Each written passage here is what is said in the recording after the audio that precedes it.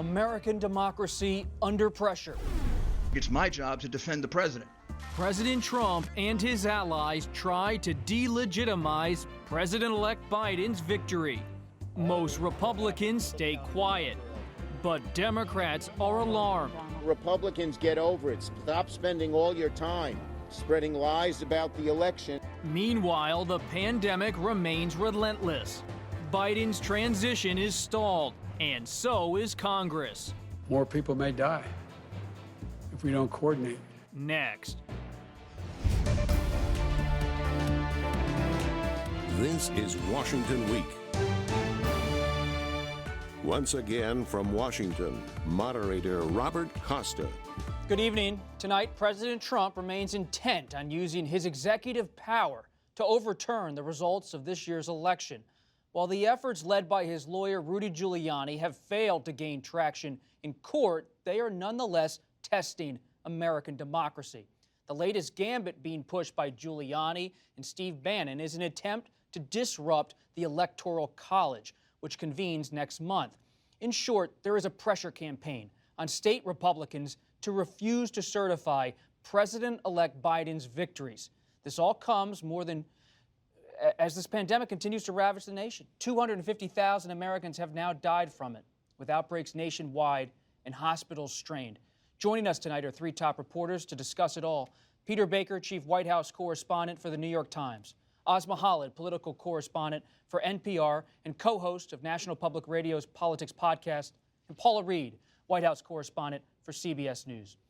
Let's start with the news. The Trump team hit another wall Friday when Georgia's Republican Secretary of State certified Biden's win, and Michigan Republicans tonight showed no signs of budging after meeting with President Trump. Paula, you join us from the White House. What is the president going to do now?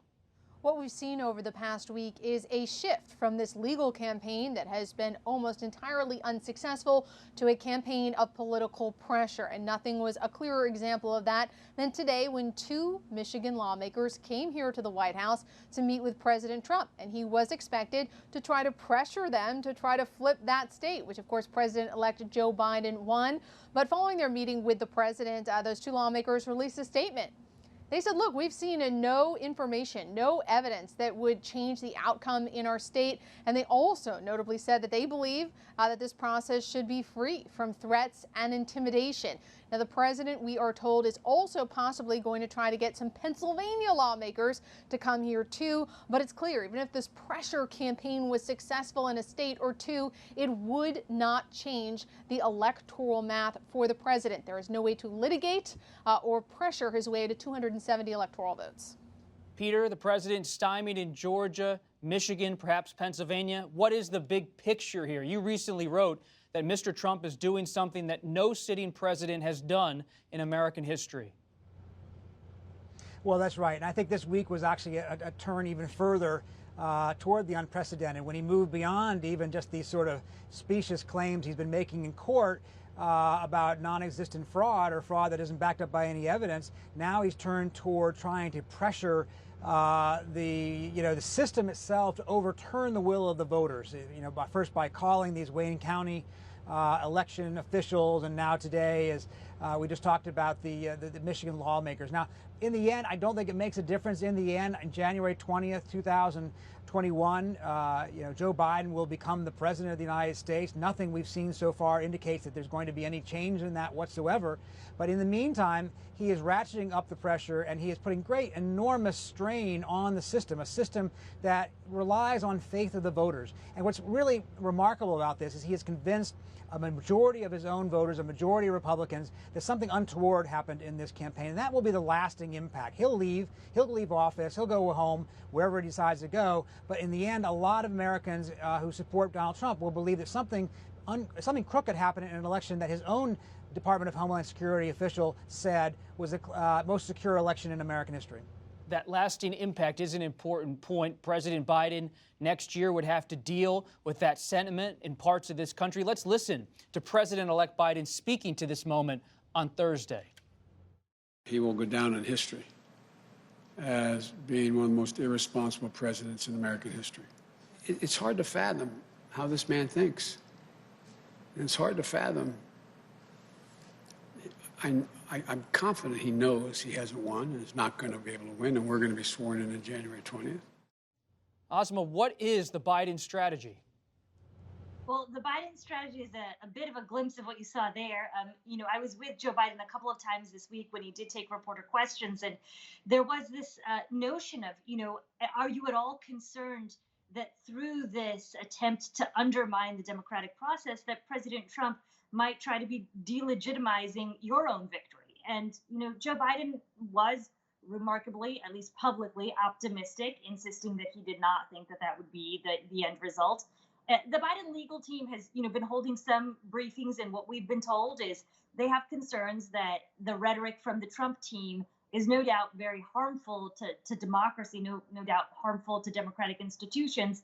But again, they don't believe that there is any path in which President Trump actually will be able to overturn the results.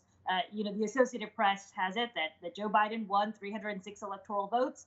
Even if President Trump is, successful in one state or so, he is not going to be able to change the results. To Peter's point, though, I do think there are bigger questions about the lasting implications, regardless of when President Trump leaves office, about what this means for the health of our country and the health of democratic institutions. Asma, what do you think it does mean? What does your reporting tell you about the answer to those questions? Those to me are such unclear questions in this moment. There is a remarkably upbeat attitude, at least publicly, from the Biden campaign. They have expressed a frustration about the delayed transition process and the uncoordinated transition process.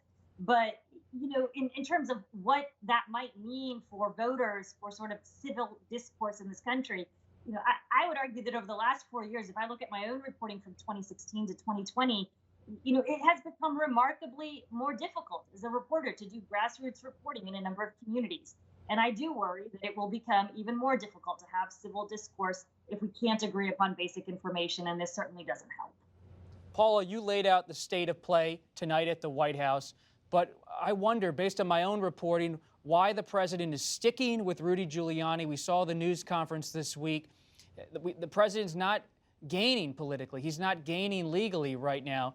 I'm told the president sticks with Giuliani because of shared grievances. They have a generational rapport, and the president insists that he has been treated poorly by the Democrats, and he essentially wants to give it right back to them, that it's revenge in part for how he feels he's been treated over the past 4 years. Absolutely. And the president will be the first one to tell you that he believes that Rudy Giuliani is a very respected man in America. While that was certainly true at one point in time, his involvement in many of the president's legal controversies has really undermined a lot of his integrity. That press conference that we saw yesterday, that was a bizarre press conference that very few attorneys in this country could say was really serving his client well. In speaking with other members of the president's legal team, he has many different attorneys in different parts of his public and private life. Look, nobody else wants to be involved in this case. They know this is a losing battle. They were waiting to see what happened in Pennsylvania, if the math was maybe on their side, that they could take it to the Supreme Court. When it became clear there was no way to litigate his way to 270 electoral votes, his stronger attorneys begged off, really leaving Rudy Giuliani and Jenna Ellis, someone who has publicly insulted the president in the past. They were really the only ones willing to take on this assignment, and the president is willing to have them. Peter, in Pennsylvania, the president may have those ambitions, as Paula just explained, but Senator Pat Toomey, a Republican, tells me on the record nothing's going to change in Pennsylvania. And Republican leaders on Capitol Hill this week have been pretty quiet, not fighting the president, but not endorsing him in any big way. And in the states, there are calls for integrity. Here, for example, is Georgia's Republican Secretary of State, Brad Raffensperger, earlier today. I live by the motto that numbers don't lie. As Secretary of State, I believe that the numbers that we have presented today are correct. The numbers reflect the verdict of the people, not a decision by the Secretary of State's office or of courts or of either campaigns. Peter, from Raffensperger to Toomey to Leader McConnell, what is going on inside the Republican Party? Well, look, I think that in some ways that's the biggest story about what's going on here, right? Is any of us surprised that Donald Trump is not accepting defeat? No, we shouldn't be surprised by that. He told us that for months. He told us that for months that any election result other than a victory for him, he would characterize as somehow rigged. So he let us know what he was going to do. It's not surprising in that sense. It is a little bit interesting to watch these Republicans, though, trying to navigate this. I think that they originally thought that they could kind of give the president some room to sort of lash out for a little while, and eventually reality would hit and he would come around. But so far it hasn't happened. I think you're seeing some impatience now among Republicans on Capitol Hill, that the feeling that they're beginning to this is beginning to go on so long that it's doing damage to not just the president and the system, but to themselves and to the Republican Party in the long run. And you're seeing, bit by bit, slowly by slowly, that impatience coming out. Whether that will lead to something in the next few days or the next week of a more direct kind of intervention, I'm not sure. That's what they're talking about. Is there a way to intervene with this president? But there hasn't been a Barry Goldwater and a John Rhodes, kind of moment that we've seen in the last few weeks. That's for sure. Peter, you just referenced Goldwater going to Nixon in 1974. I'm reading your book about Jim Baker. Who would intervene with President Trump? Is there a James Baker in this Republican Party who could pull President Trump aside? Senator Romney's spoken out. Is there anyone else who could play that Baker role? Well, the problem is there is no James Baker today in the Republican Party. It's a different kind of party. It's a different kind of president. It's a president who's not really all that interested in listening to people who have any point of view other than his own. Remember, when his own DHS official in charge of election security said the election was secure, the president this week just fired him. He doesn't want to hear anybody tell him anything other than what he believes. And so, the only person I think with the kind of weight to really go to him and have any possible impact would probably be Mitch McConnell. And it would have to be, of course, with the backing of the Senate Republican caucus, which, of course, Mitch McConnell would never do unless he did have that backing. Mitt Romney is not going to be able to be persuasive with the president. Certainly Susan Collins and these others who have talked about the president moving on don't have that kind of influence with him. But Mitch McConnell is probably the one person with that kind of weight, assuming he were to go in with the support of his caucus. Well, Asma, McConnell's still waiting for these Georgia Senate runoffs to take place in January. What does this all mean for those two races in Georgia? Do your Democratic sources perhaps see an opening for the party to run against the president's conduct? I mean, that is certainly what Democrats are hoping for in the state of Georgia. I think, the challenge is, though, that while this is all going on in the background, we saw that the vice president, Mike Pence, was campaigning for those Senate runoffs in the state of Georgia today. So, in many ways, I would argue the sort of longevity of this drawn-out process that the president has put in the face of Republican base voters is, in their view, advantageous to what's going on in the state of Georgia. I will say most Democrats, candidly, are not particularly optimistic about the odds. You talk to them about the Senate, and they will say it will be a challenge. And I think there is a widespread recognition in the Democratic Party that Joe Biden will likely have to deal with divided government. I mean, that is sort of the conventional wisdom amongst most Democrats. And I wrote this week for the Post about how Georgia Senator David Perdue, on a private phone call with donors, said maybe he and Senator Loeffler down there are going to have to be, quote, alone, that they can't count on President Trump, like Vice President Pence today, to come down to Georgia to get involved, to boost Republicans down there. Paula, I saw you nodding. You want to jump in for a moment? Absolutely. The president has showed no interest in doing anything other than remaining here at the White House and tweeting. Even his Thanksgiving plans were canceled. Something as significant as control of the Senate. Today, the vice president said, look, this may be all we have to protect our legacy and to protect what we've done. It's so important. But at this point, there's no indication that the president's really going to throw his weight behind this effort. Well, meanwhile, the pandemic stops for no one. We're just days, as Paula said, from Thanksgiving. And while there is promising news on vaccines, the Biden transition is stalled, so is Congress when it comes to stimulus negotiations. And it isn't easy to get clarity on the administration's plans. We will get through this, and we will get through this together. Mr. Vice President, Thank you all. Mr. Vice President, you are going to take questions. Are you not running it? Are you really not going to take questions? All of you need to answer this. Why is the federal government? What is going on? And you're not working with the transition. You're all part of not recognizing democracy. You're all undermining the democratic election. Every one of you. Why is the federal and you won't work with the transition. What a scene. Peter, what is the story inside the task force? Is it fully functioning or adrift? No, it's not fully functioning. It's barely functioning. It's, you know, the meeting, the public briefing was the first time we've seen them, obviously, in months. This is a president who hasn't met with them, according to Dr. Fauci, for months. Obviously, they wanted to put out that image this week of them at the podium, but they weren't willing to take any questions, either the vice president or any of the others. And the president himself, of course, has not taken any questions on anything since the election. And this is an extraordinary period right now. We've lost, since the election, probably 18,000, I haven't checked the latest number, 18,000 Americans or something like that have died of the COVID just since the election alone. That's an extraordinary death toll. That's 6 9/11s. And you have not seen the president take a leadership role on anything other than claiming credit for the vaccine. Now, look, the White House told us before the election that they've basically given up trying to control the virus. And they put all of their eggs, in effect, in the in the vaccine and therapeutics baskets. But the thing is, even as promising as those vaccines now look, it's going to be months before most average Americans are able to get it. And there's a lot of hardship and pain and death between now and next April, let's say, when most Americans will be able to get that kind of vaccine. And we haven't seen the president take a leadership role on that at this very delicate moment.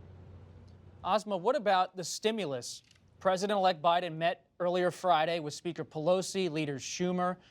Is he trying to bring them together to cut a deal during the lame duck, or are they waiting until 2021? He has said, and Democrats, have been insisting that a lame duck deal is the preference. Earlier this week, Biden did emphasize the fact that he wants some sort of COVID relief bill, and he emphasized the fact that that needs to happen now. So really, his urgency is on the lame duck session. I mean, I think the question that I have, and the question that I have posed to folks, but not gotten a clear answer from the Biden team is, well, does that mean that some sort of package, a quick package, takes precedence over the size of that package? And we don't have a clear answer of that. What I will say is that one of Biden's longtime economic advisors, Jared Bernstein, in a Q&A with some business reporters this week, did emphasize that speed, in addition to size and content, are all key factors for any stimulus bill. But he said that in his view, at least, this was, one of Biden's economic advisors, in his view, that speed is perhaps the most important factor right now, just given the fact that people are going to be entering the holidays with unemployment, expiration, and possibly being evicted from their homes. And he just felt speed was the most important factor. Paula, what are you hearing on the stimulus? I'm told that Secretary Mnuchin and Speaker Pelosi, those are usually the deal makers, but they're not driving this at this point. Exactly. It doesn't appear to be a priority here. We saw the Treasury has also started to roll back some of the relief programs that they did put in place earlier this year. And when it comes to the coronavirus and its economic impact, according to our sources on the task force, these doctors have made it clear to the vice president that this is a dire situation. Earlier this week, they told the vice president we could see up to 2,000 deaths a day by Christmas. It's easy to see not only the human toll, but also the economic toll. The situation is going to get worse, but at this point, it does not appear that any sort of economic relief is a priority here at the Trump White House. Paula, a quick follow-up. Is the president still listening to Dr. Scott Atlas of Stanford University, who's been critical of governors and their responses to the pandemic? Dr. Scott Atlas is still here at the White House. He does media appearances. He does not answer questions from reporters. And according to my sources on the task force, he will often attend meetings, but he will not speak. Some people suggest that perhaps he's there just to report back to the president. Now, these other doctors, though, they made it clear to the vice president that he and the president must get out. They must get out and get the message to Americans that they have to start taking measures to mitigate this spread. And I can say one thing of covering this for nearly a year now is the federal government has failed in its messaging to convince people that this truly is a threat and that they need to take it seriously. And now they have the challenge of trying to convince people to take a vaccine for something they haven't even convinced them is a threat. And there's a lot of concerns about the vaccine and how quickly it moved. The challenges are enormous, and it's just not clear how they're going to meet this moment. And the Biden team has its own challenges. They're frustrated. Here is President-elect Biden this week. If we have to wait until January 20th to start that planning, it puts us behind over a month, month and a half. And so it's important that it be done, that there be coordination now. Peter, Emily Murphy at the General Services Administration won't allow the transition to happen. High-level intelligence briefings, federal funds. What does that mean for President-elect Biden? Well, I think you saw the president-elect put his finger on it. I mean, in many instances, in many areas of the government, it may not make that big a difference because the team coming in just left 4 years ago. His team is full of people who have a lot of government experience. They know where the bodies are buried and how the system works. But the one area where it clearly has a great deal of urgency is on this issue of the COVID pandemic, and particularly the distribution of this vaccine. As he described it, of course, they need to be able to hit the ground running on day one to keep the distribution of this going and make sure it's heading in the right direction, because you can't afford even a day or a week of delay. That means every week of delay are people who are going to die as a result of it. So that's why there's a sense of urgency there. Here's the one sliver of good news, though, Bob, I would say. You saw the president take credit for the vaccine, and whether he deserves it or not, the point is he is invested in it. And that means, if assuming President-elect Biden is also invested in this vaccine, we may have a situation where politically, at least, it's not drawn on partisan lines, because they have to convince the public that the vaccine is safe and something that they want to take. And if you have both President Trump and incoming President Biden endorsing the vaccine, that will go a long way toward taking the politics out of that equation for many Americans. And inside the Biden transition team, Asma, do you see any kind of back channeling to try to get ready despite the GSA not approving a transition? From what we've been told, at least as it regards to COVID, they don't have the information they say they need.